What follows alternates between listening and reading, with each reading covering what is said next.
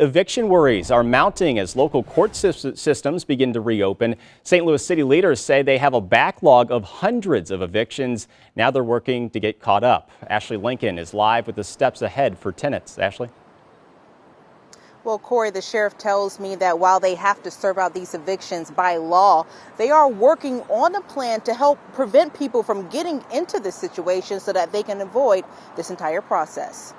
Now that courts are back in session, we're getting prepared for evictions. Deputies with the St. Louis City Sheriff's Office are gearing up to execute evictions after a 3-month hiatus. Under court orders, we have to, at this point. Evictions were put on pause after the court suspended proceedings because of the coronavirus pandemic. Sheriff Vernon Betts says his deputies typically do 40 evictions a week, but because of the coronavirus, they've had to put 150 evictions on hold. Landlords have financial responsibilities, and if they're not collecting any rent, then they can't take care of their financial responsibilities. And then, of course, you got the tenant who has been out of work, who may not have a job at this point. And so where do they get the money to pay? The calls are all over the place.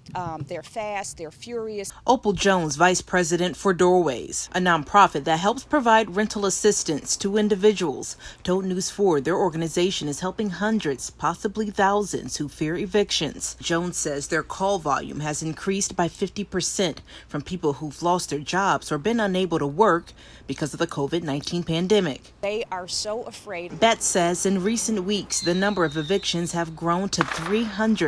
To get that number down, his office has created 8 two-man teams. Anybody that's being evicted tomorrow is not like today we posted and tomorrow we're putting you out of your home. These people have had notice.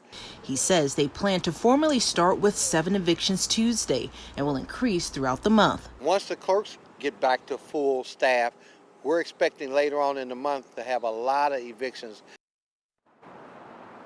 Now, the sheriff also says that they have helped dozens of families rectify some of these evictions. Again, they are hoping for a more concrete program. He says they will be working with the courts to implement that. In the meantime, there are a number of nonprofits here in the St. Louis area that can help you if you're in this situation. We'll have all of that information on our News 4 app. Live tonight in downtown, Ashley Lincoln, News 4.